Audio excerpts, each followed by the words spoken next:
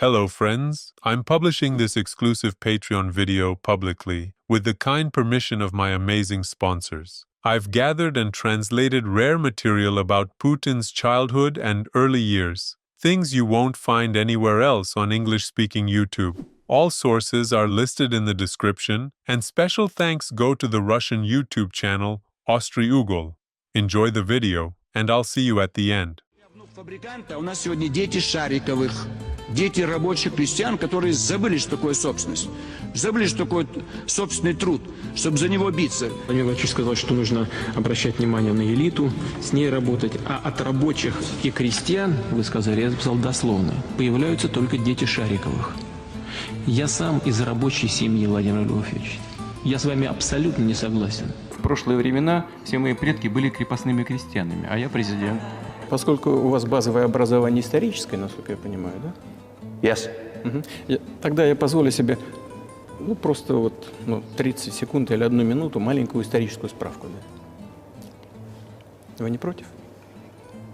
Please.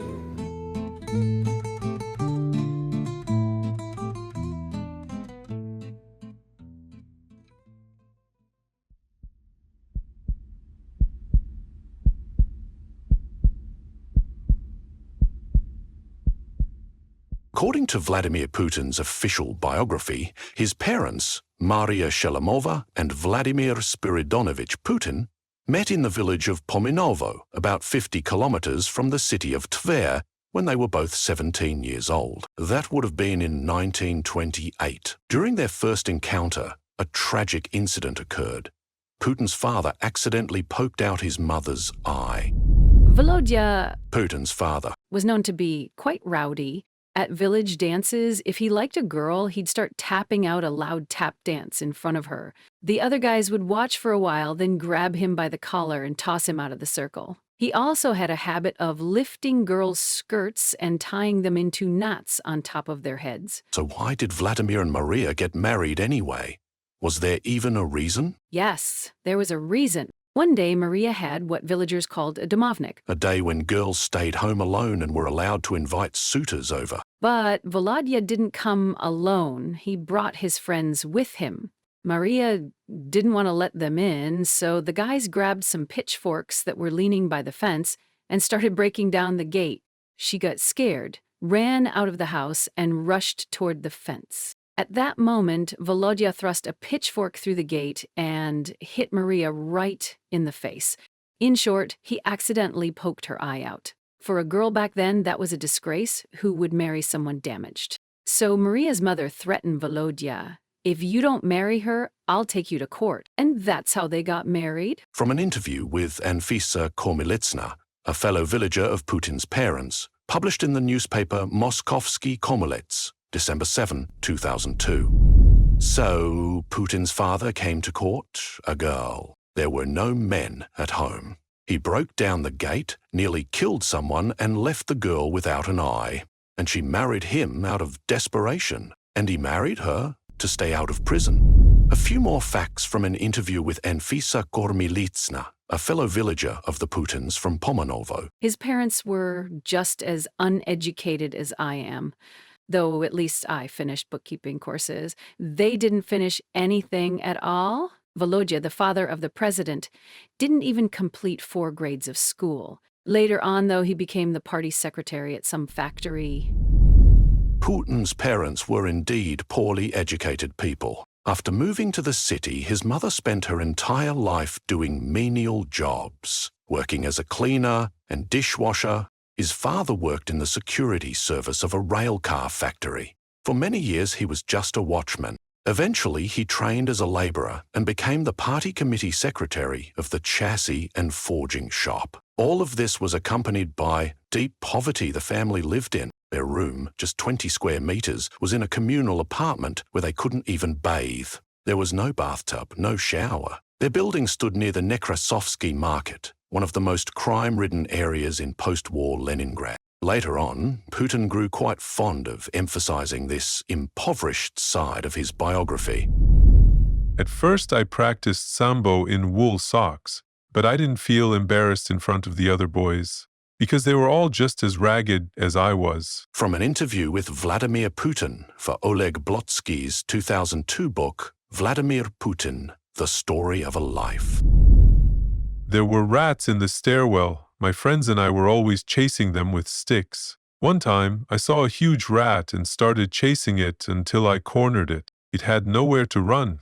Then it turned around and lunged at me. It was unexpected and really frightening. Now the rat was chasing me. Vladimir Vladimirovich Putin, first person, Moscow, 2000.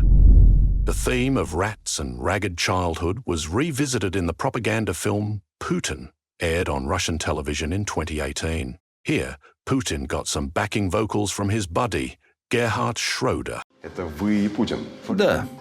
Эту картину я получил от него в подарок. И она обычно висит у меня в квартире. Putin and I aren't just alike in this picture, says the former chancellor. He grew up in a communal apartment with rats, so did I. In a barracks, with no heating and no electricity. Мы оба не забыли, откуда мы родом. Это весьма кстати в политике, когда в прежней жизни не все было легко. Еще 50 лет назад Ленинградская улица меня научила одному правилу. Если драка неизбежна, бить надо первым. Some fans of the USSR were outraged by Putin's childhood stories. The Sambo Club for teenagers at the voluntary sports society Trud, which young Putin joined, opened in 1965. The war had ended 20 years earlier, and yet Soviet children were still walking around in rags and living in slums with rats? So why is Putin telling all this to justify his current thievery? Мы должны ставить перед собой серьезные, большие, масштабные задачи. Cape Idog-Hupes, Nigalenchik. Putin's and Kabaeva's children aren't chasing rats with sticks or wearing rags around this private palace. Has he stolen enough to forget the communal apartment by Nekrasovsky Market? Or not quite yet? Это у нас в крови вот такое, знаете, отношение к стране. Вот это внутреннее чувство самопожертвования, самоотдачи. That question, of course, is rhetorical. Absolute power will steal as much as it can possibly get away with. But there's a far more important question here. Not how much Putin's parents made, or how fat the rats were in their home, but who and what kind of values were planted into the mind of the child who grew up there. And on that front, things look truly grim.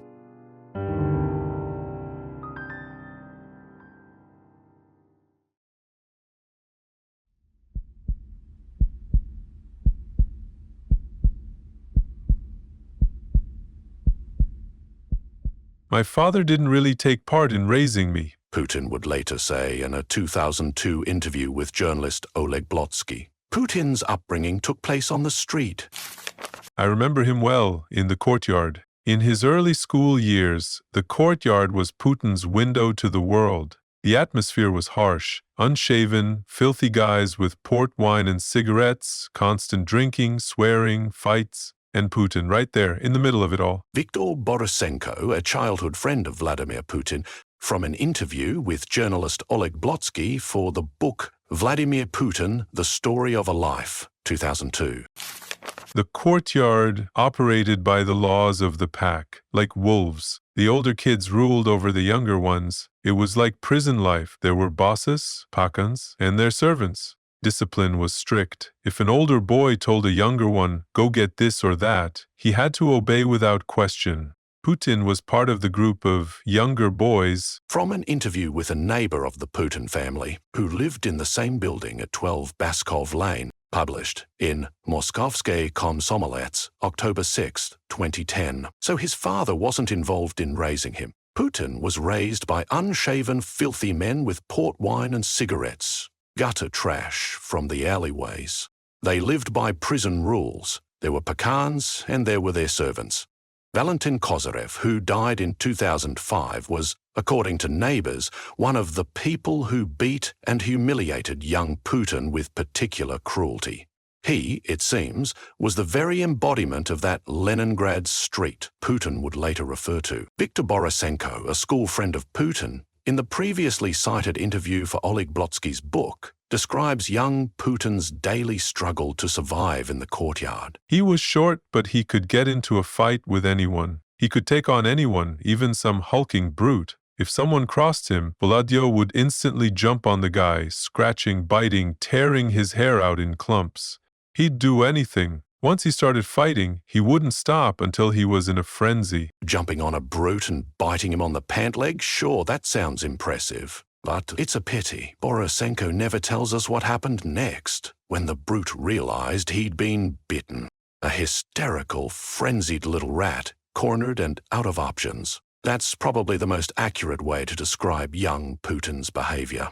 Because really, how else could you assert yourself in a courtyard full of older thugs, drunk and feral, with prison yard morals? Viktor Borisenko, a theater director from St. Petersburg and childhood friend of Putin. They used to sit at the same school desk, was the first to speak in interviews about little Volodya's rough life among the alleyway misfits of Baskov Lane, and Borisenko's words are echoed by Putin himself. Living in the courtyard and being raised there, it was like living in the jungle. Very similar, very. Street life is, by its nature, extremely free, just like in the film The Sandpit Generals. We had the same thing. The only real difference was probably the weather. In the Sandpit Generals, it was warmer, and the kids hung out on the beach. But otherwise, what they had and what we had, it was exactly the same. Oleg Blodsky, Vladimir Putin, The Story of a Life, 2002. A curious admission. Russia is led by a man who was raised according to the law of the jungle,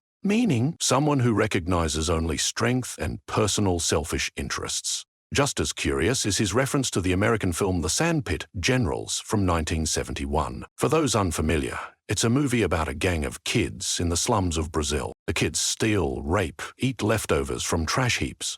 They live by cruel rules and constant internal fighting. It's a film about how hard it is for children to grow up as human beings in such an environment. The weather there may be warmer, but otherwise, whether in the Brazilian slums or the alleyways of Leningrad, it's all exactly the same.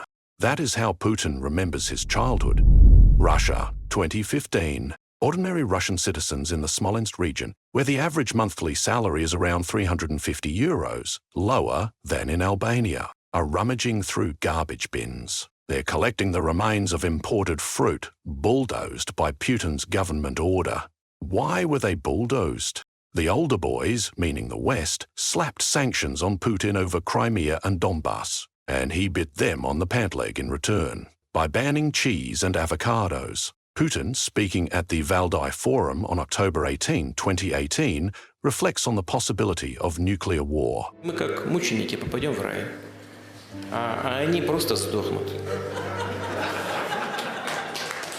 Doesn't it seem like Valentin Kozyrev, when he was beating him up in the courtyard 60 years ago, might have hit this martyr in the head just a bit too hard?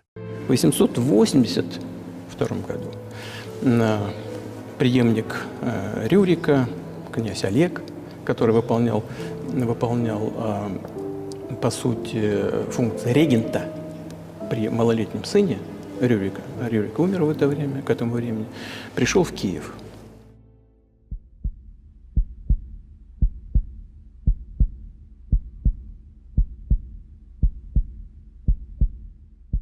One of the more surprising facts in Putin's biography is that he's a lawyer. Not the son of a lawyer, not someone whose mother was a lawyer, but an actual lawyer with a degree from the law faculty of Leningrad State University, a man who has done everything possible to destroy the independent judiciary and the rule of law in Russia, is a certified lawyer. The result of the lawyer's work is that the country, as it's now commonly said, is run in manual mode, which means that Putin, live on air, personally deals with things like a garbage dump in Balashikar. Невозможно дышать. Рвота, тошнота постоянно. Это просто невыносимо. Мы обращались во многие инстанции на разных уровней, но тем не менее нам приходят какие-то отписки. Вопрос очень болезненный и сложный. Я прекрасно вас понимаю. Просто прекрасно понимаю. Also, unpaid wages in Nizhny Tagil and at a fishery in the Kuril Islands. But if the garbage dump in Belashiga is, so to speak, a matter for the president, since it's controlled by the Podolsk-Izmailovo organized crime group that brought Putin to power, then the wages at a fishery, mentioned during the 2016 direct line with Putin. That's already beyond absurd. Добрый день, Владимир Владимирович. Меня зовут Татьяна. Осенью прошлого года мы работали на острове Шикотан, рыбокомбинат Островной. Заработную плату нам не платили. Людей туда возят обманом через кадровые агентства. Условия труда и проживания ужасные. Люди бомжуют. Помогите, пожалуйста, разобраться с этой проблемой. Елена, скажите, пожалуйста, это Елена еще одна пострадавшая. Действительно, оттуда выбраться практически невозможно? Да, невозможно, потому что это остров, кругом вода, и поэтому людям некуда деваться, денег нет. По сколько месяцев людям не платят зарплату? По 2, по 3 месяца, по полгода. Спасибо большое. Ну вот такая ситуация на Шикотане. Ну что, вы знаете, мне даже нечего сказать.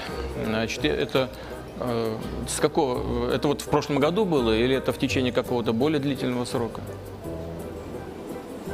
Это с 9 августа 2015 года. И вы обращались в какие-то инстанции по этому вопросу?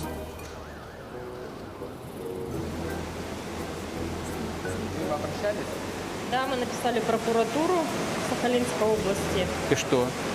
Ну вот другие пострадавшие, я должен добавить, говорили нам, что они обращались в прокуратуру, однако никакого реагирования не было, и какая-то реакция началась только после письма в администрацию президента.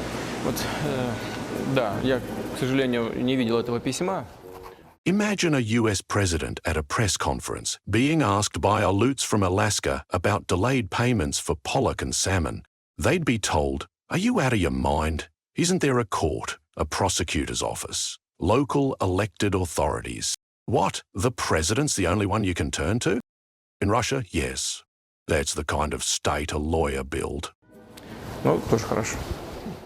But how did young Volodya Putin back in 1970 even get into the elite law faculty of Leningrad State University? For a long time, that remained one of the mysteries of his biography. He wasn't known for academic excellence. In his final school years, he studied at a high school with a focus on chemistry, with an advanced curriculum in entirely different subjects. It was also in his later school years that he got seriously involved in sports, sambo. Later, his club under the Trude Voluntary Sports Society was reoriented to judo, once judo became an Olympic discipline. Training sessions were several times a week with extended training camps and travel for competitions. According to Vasily Shestakov, Putin's teammate from the club, even in May-June 1970 at the height of preparation for the LSU entrance exams, Putin was away at a training camp in Toksovo. Putin himself poured fuel on the fire in his 2000 autobiography, First Person. There, he describes how he kept training in judo even after becoming a student at the law faculty. At some point, he was told, "Kid, you got into LSU on a sports quota. Be a good sport and transfer to Burevestnik, the official Soviet Student Athletic Society." Putin claims he was insulted, caused a scene, and marched straight to the dean of the law faculty, demanding to see the list of students who had been admitted through the sports quota. The dean looked at some piece of paper and reassured him, "You're not on that list. You got in on your own." And that's how Putin got out of joining Burevestnik. The story Putin tells in his autobiography doesn't sound particularly convincing. The thing is, unlike other types of preferential admission to Soviet universities, sports quotas were unofficial. Every year, a small number of athletes were pushed through the exams they couldn't have passed on their own, so they could represent the university in sports competitions. Once admitted, these students didn't actually study. It was all a formality. They were given passing grades in exchange for medals and appearances on the field, the tatami, and so on. And since such a diploma was essentially fake, just like Putin's status as a lawyer, the sports quota remained strictly unofficial, but very real. For years, suspicions persisted that Putin's law degree was fake, the result of just such a quota, until one of his former judo teammates in 2011 finally told the truth. Who helped Putin get into the law faculty? and how. The man who came forward was Nikolai Vashilin, a judo master and well-known Soviet stuntman who knew Putin in his youth. Thanks to Vashilin, the country learned about a new character in the Putin origin story, the man Putin himself had preferred not to mention, Lyona the Athlete, a high-ranking crime boss from Leningrad, murdered in a gang conflict in 1994. At the same time, Uzvatsov was Putin's wrestling coach, his life mentor, and the man who played a major role in shaping his future.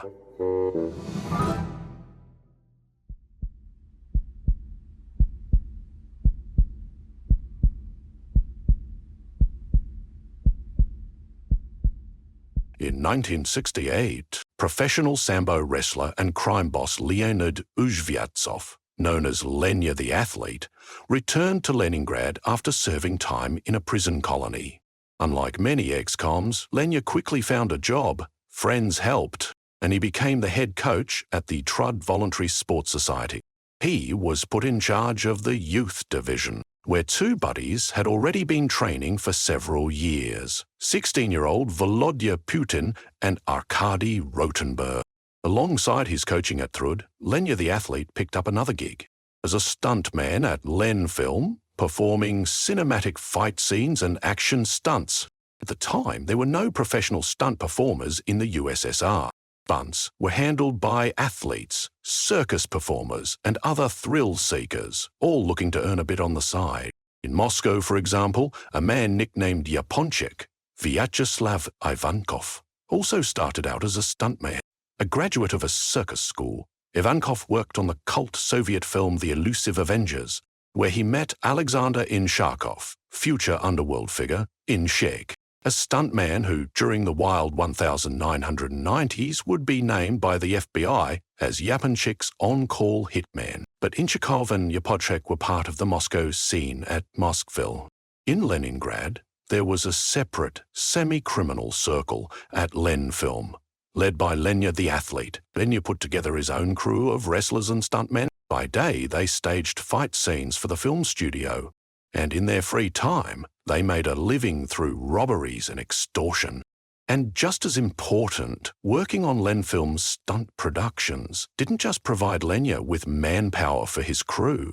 It gave him access to connections he never would have had otherwise. Contacts that were out of reach for a mid-level city crime boss under normal circumstances. One of Uzvatsov's acquaintances from the stunt world was Mikhail Bobrov, head of the physical education department at Leningrad State University. It was this department that selected candidates for sports quotas, and it wasn't just athletic achievements that mattered, but also personal connections. That's how Volodya Putin ended up at Leningrad State University, thanks to Lenya the Athlete's backing. According to Nikolai Vashilin, it was Uzvatsov who cut a deal with Mikhail Bobrov to get Putin admitted through the sports quota and to ensure he stayed with the Trud Sports Club rather than being transferred to Burevestnik. Lenya the Athlete valued young Volodya, no doubt about it. The man was thinking ahead. In his autobiography First Person, Putin also mentions Uzvatsov several times with a noticeable sense of reverence, though never by surname, only by first name and patronymic. Leonid Ionovich said, "Leonid Ionovich showed me." We went somewhere with Leonid Ionovich. Putin speaks with clear admiration about Lenya's gangster swagger. For example, he fondly recalls how Leonid Ionovich once knocked out a karate coach right in front of everyone because the coach had failed to vacate the training hall on time for Lenya's group. Такие у него были, что ли, бандитские приколы. Я сам один раз был свидетелем. Мы ехали с ним в трамвае или в автобусе с этим Леонидом, и кто-то ему передает 3 копейки, на билет. Он берет вот так вот за запястье, как дернул его, и тот упал прямо у входа сюда, на задницу. В следующий раз, говорит, будешь сам покупать билет. In essence, it was Coach Uzvatsov who gave Putin his start in life, securing him a place at the law faculty. It was there, during his 4th year, that Volodya became a KGB informant. and in 1975 he was officially hired by the State Security Service. The rest, as they say, is history. A rare photo, Lenya the Athlete's associate, Mikhail Bobrov, together with Putin. As for the fate of Leonid Uzvyatov himself, it ended tragically. Peter Tarkanov, a judo master and one of Uzvyatsov's former students, recalled in a 2017 interview with the TV channel Rain that back in the Brezhnev era, Uzvyatsov's crew had a rather interesting criminal special. Lenya the Athlete used to rob Jews who were preparing to emigrate to Israel, despite being Jewish himself. The logic was simple. Immigrants, standing on their suitcases and often carrying undeclared valuables, weren't likely to go to the police. Когда уезжали евреи куда-то за границу, а он сам тоже еврей был, и он их там грабил, всякие драгоценности отнимал. The scheme kept working for quite a while, but in 1982, Putin's former coach finally got busted. He was arrested for robbery and illegal currency operations. He was sentenced to 10 years in a high-security prison. He was released in 1992 at the age of 56, having spent a total of 20 years behind bars. Still, Lenya went right back into the criminal world, fully diving into the chaos of the wild 90s.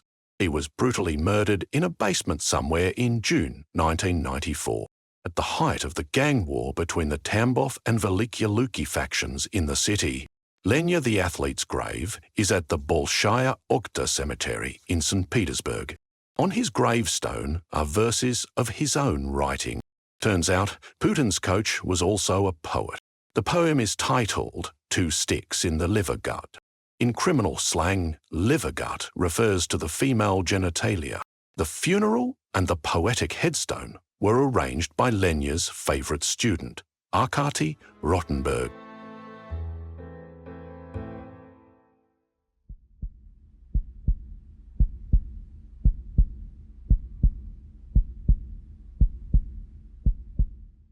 In 1970, Lenya the Athlete's protege, Volody Putin, entered Leningrad State University through a sports quota and graduated with a degree in law. It's hard to say what legal knowledge lawyer Putin actually acquired there, but there was one speciality in which he certainly excelled, the craft of a snitch. Let's turn again to Oleg Blotsky's book, Vladimir Putin, The Story of a Life, 2002. Here, Dmitry Gantserov, a KGB recruiter at Leningrad State University, recalls, out of 80 to 120 students, we would recruit maybe 8 to 10. The first meeting was crucial. Many were eliminated after that. But with those who fit, we started working more closely. I started meeting with Putin around January 1974. I liked him a lot. And I'm not saying this because Putin is now the president, no. Putin wasn't very outspoken, but he was energetic, lively, and brave. And most importantly, he had a real knack for making the right contacts with people. Without that, a person had no business being in the KGB. According to Gantserov, their meetings with Putin took place about once a month. Putin carried out small assignments, made the necessary contacts. In the end, Gantserov liked him enough that in March 1975, during Putin's final year at the university, he recommended that Volodya be officially brought onto the KGB's staff. Dmitry Vasilyevich Gantsev, an operative of the 3rd Department of the 5th Directorate of the KGB. The 5th Directorate of the KGB was responsible for combating ideological subversion, meaning dissent. In other words, it was the Soviet political secret police. The 3rd Department specialized in working with students and university professors, meaning, quite simply, snitches in universities, and that's where Putin's career in the KGB began. There is plenty of evidence that Putin started his service precisely in the 5th Directorate, the most rotten and notorious division of the KGB. Vladimir Rogatinov, one of Putin's colleagues in Dresden, later recalled in his memoirs that before transferring to intelligence, Putin had worked against dissidents in Leningrad under the 5th Directorate. German pro-Kremlin biographer Alexander Ra, in his book The Best German in the Kremlin, a biography of Putin written for Western audiences, states that young operative Putin was embedded by the KGB into Soviet sports delegations and tourist groups travelling abroad. Every Soviet delegation or tour group had a full-time KGB snitch assigned to it. And this was no joke. A single report from such a snitch could destroy someone's life. Take a look at this photo. A young KGB operative from Leningrad, Lieutenant Vladimir Vladimirovich Putin, circa 1976. As a little snitch working on trust.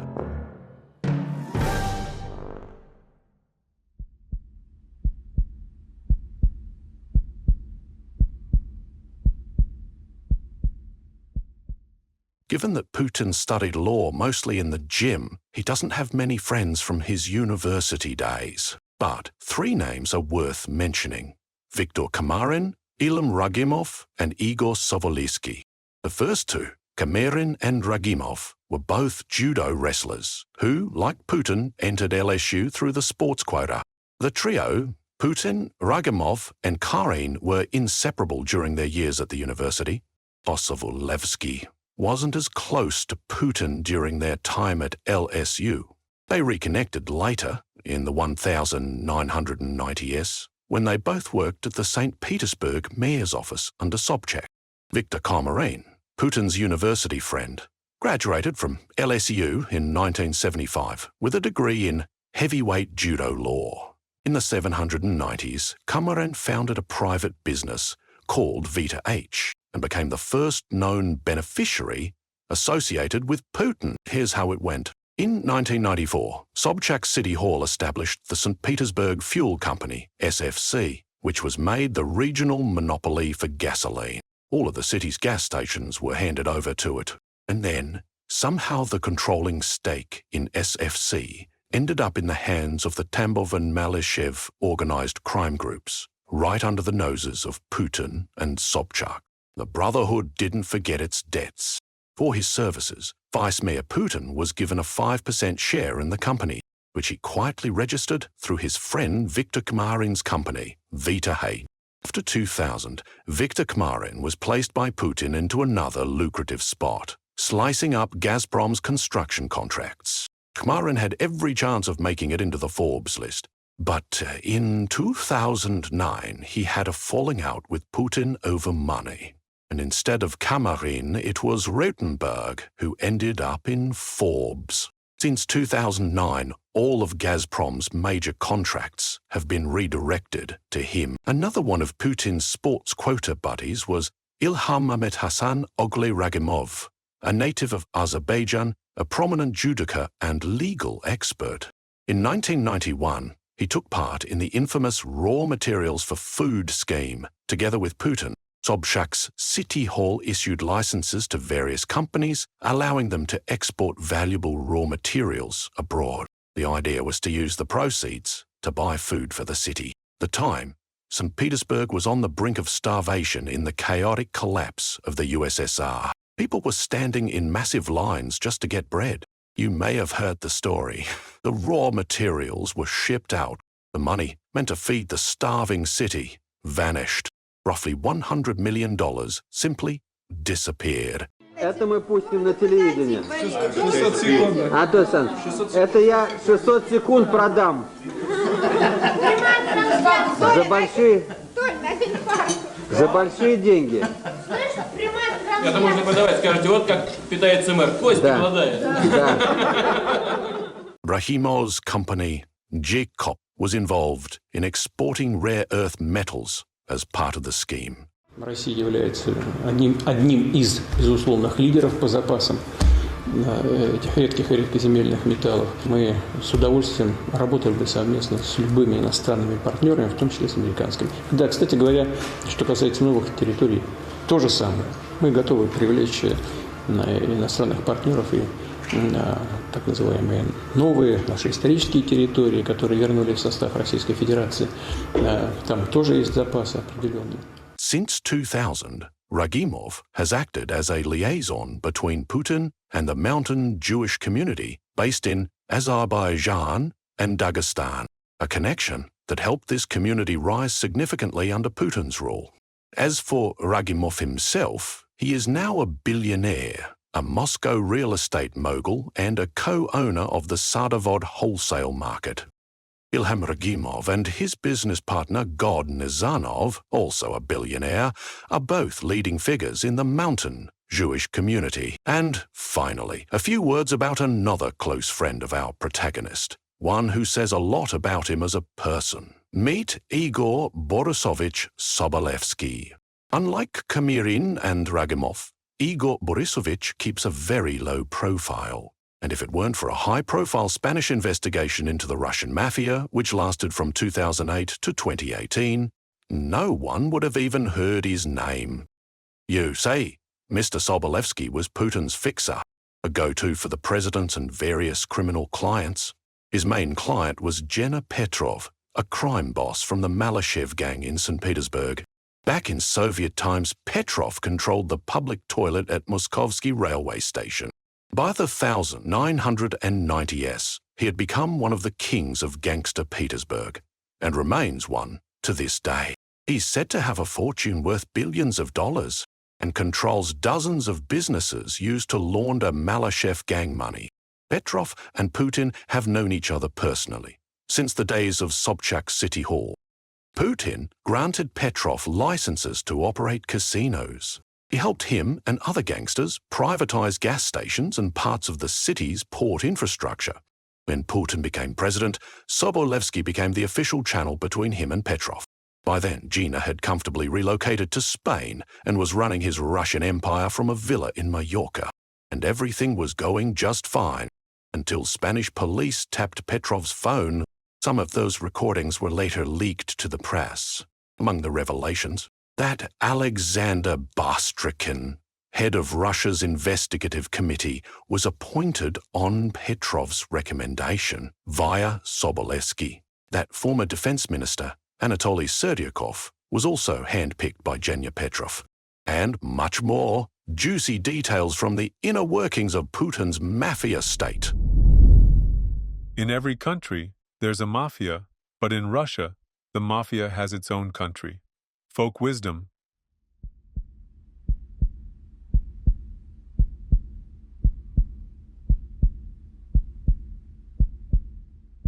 In 2001, US President George W. Bush, after meeting with Vladimir Putin, declared that Putin was a remarkable president, an honest and straightforward man.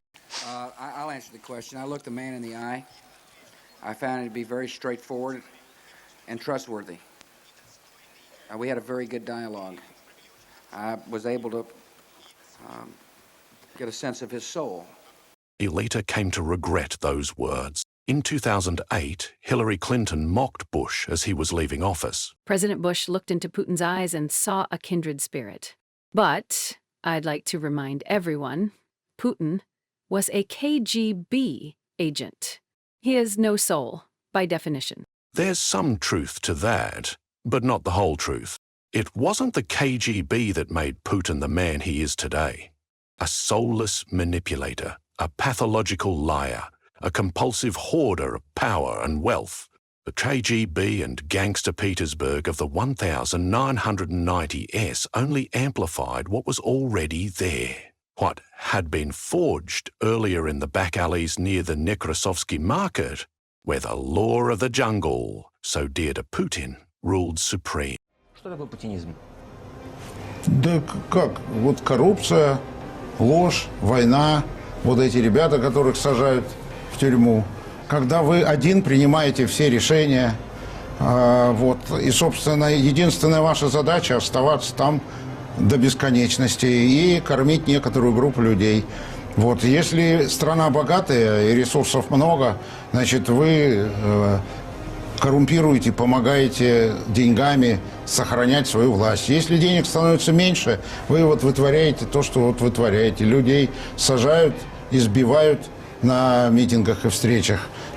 Собственно, имитируете выборы и создаете какую-то видимость. Вот и весь вам хак, и лайф, и хайп, и все здесь вместе взятое.